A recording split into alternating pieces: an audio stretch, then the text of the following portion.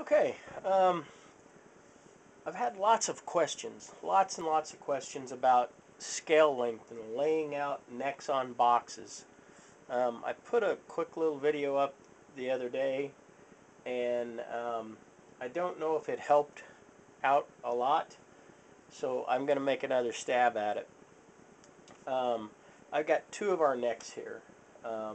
One a fretted neck, and I know it's hard to get all this in frame, but um, a fretted neck, and then one of our U-finish necks.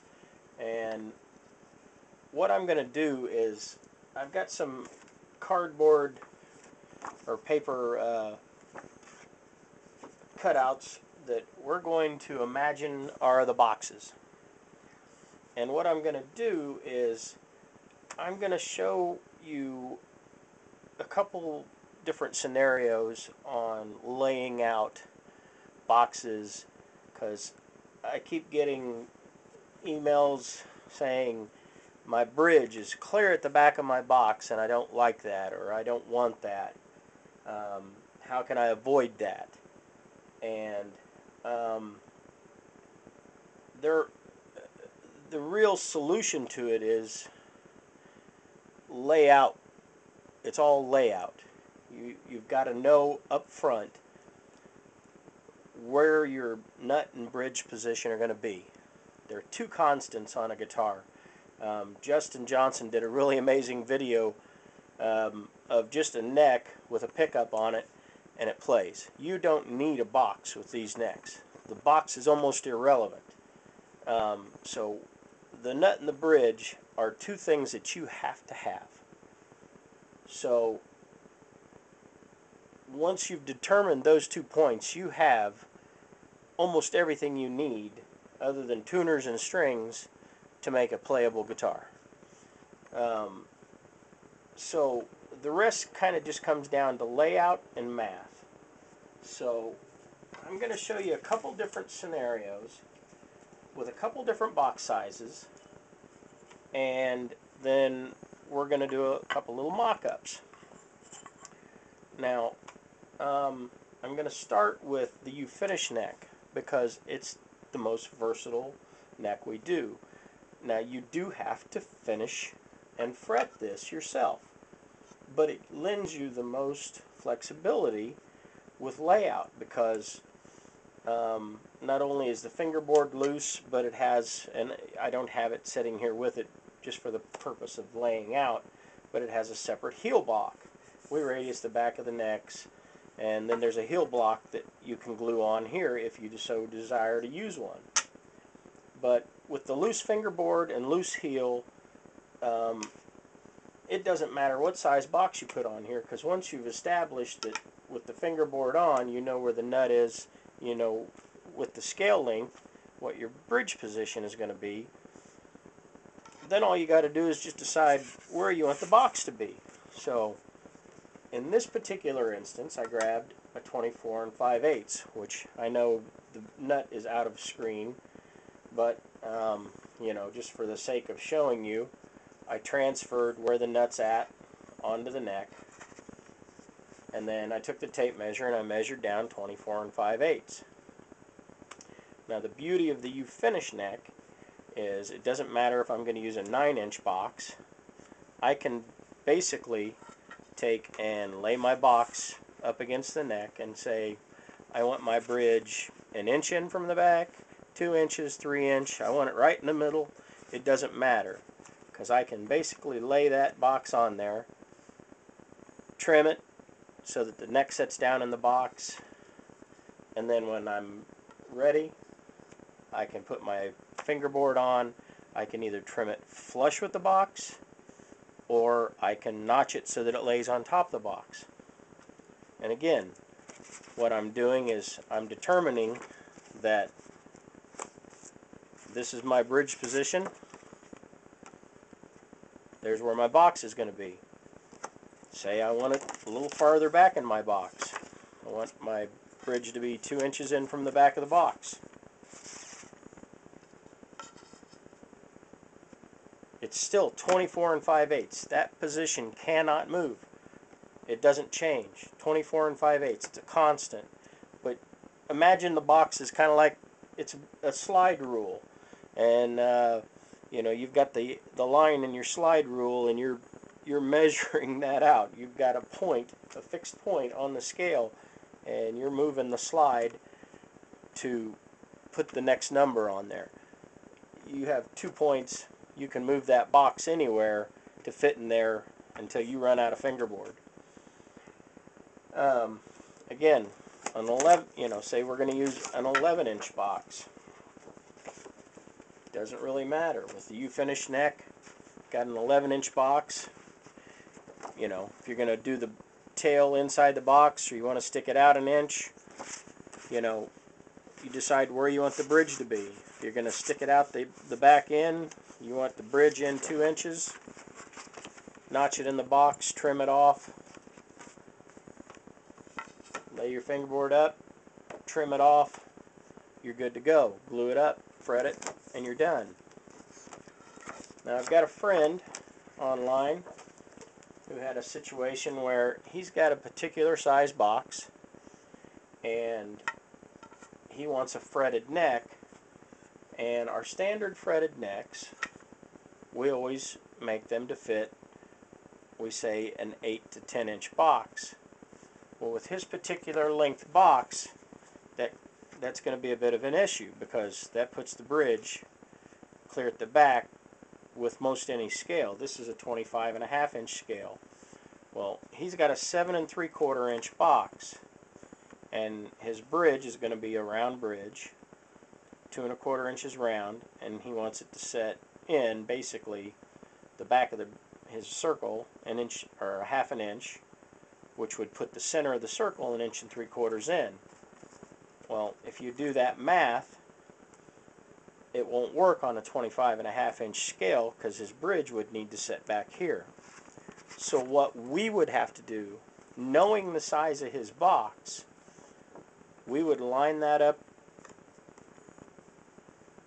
There's plenty of neck, but before we trim off the fingerboard, we would just knowingly bring his fingerboard back this much farther.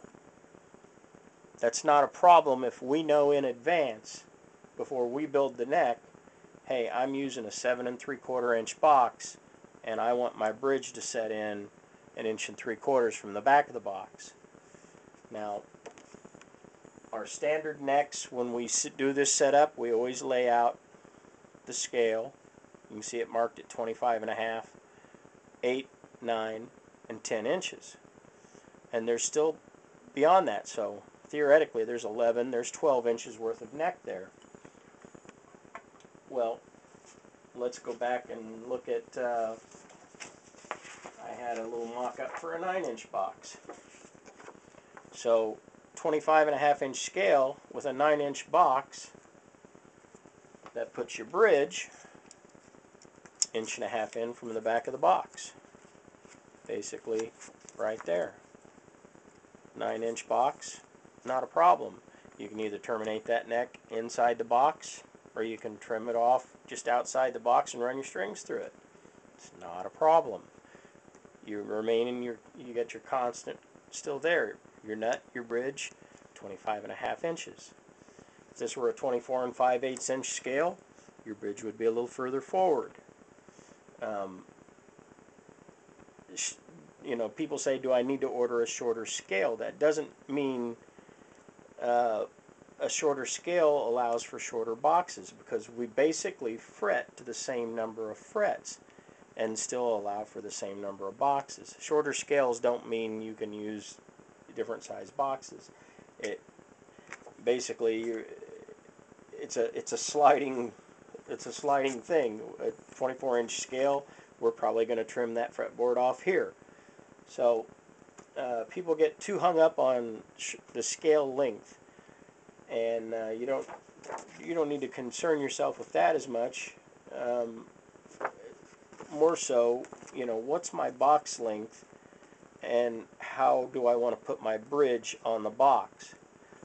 An 11-inch box with our standard neck, the bridge is going to set inside a little bit. That's a little further than I like them. So what I generally do with an 11-inch box, is I come in here and I notch under the fingerboard about 2 frets, and I bring my box forward some. Now, that's not that hard of an operation to do, undercutting the fingerboard, but some people don't want to do it, so you could trim off 2 frets. It's all in about where you want that bridge to be on the box, and in the layout you do up front. You got to decide where you're going to put that when you put that together, and then the fingerboard has to be sized accordingly. I hope that clears up a little bit of the mystery. Again, you know, it's all in the initial layout. You got to decide, how big a box am I going to use? Where do I want my bridge on that box? And if you order a fretted neck from us and it's going to be shorter than an 8-inch box, please put it in the order notes and let us know, and we will allow for a longer fingerboard, and then your bridge won't end up clear at the back of your box. We can compensate that for you. If you're doing a U-finish neck, it's not a problem. You can adjust that however you feel the need to be.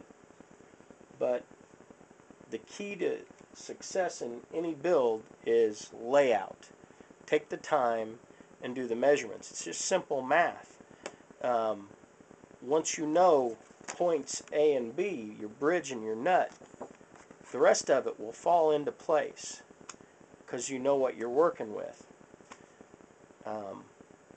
Again, with this particular setup, he couldn't use this neck because we've already cut the fingerboard, but if I knew or know in advance the box size when we trim the fingerboard, because we start with the same U-finish necks. There's no mystery. Before they get fretted, we start with the same thing that we send out in a U-finish neck.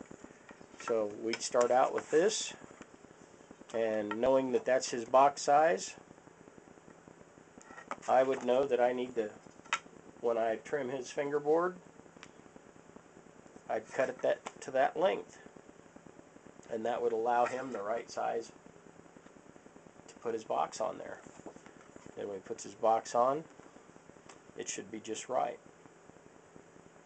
So people give some consideration to the layout and where you want the bridge in relation to, you know, it's an entire picture. And all you got to do is just a little bit of prep work. You know, if you got a nice piece of artwork on your box and you don't want to cover that up, and you know your bridge needs to be there, and you know you want a certain scale, well, you know, take from your bridge position and say, well, if I want a 23-inch scale, you know, my guitar is going to be so big.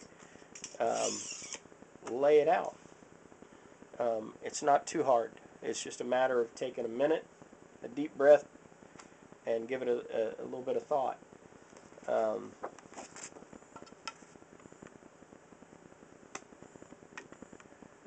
Again, you know, it's just a matter of some simple layout. So hopefully that clears up a little bit of the mystery. You know, again, we do the U-finish necks for folks that are comfortable with fretting, and you know, it just takes a little bit of glue up, a little bit of sanding. Then you have the freedom to move and choose and do your own trim and finish work. If you don't have time for that, message us with what your size of box is, if you know. If you don't know, then, you know, our standard neck, like I said, will work. It doesn't matter what scale you order. We set them up to work with basically anything that's an 8 to 10-inch box. If you have any questions at all, don't hesitate to email us. I try to answer the emails as quick as I can. Sometimes it takes a day or two, but otherwise, happy building, and we'll see you in the funny papers.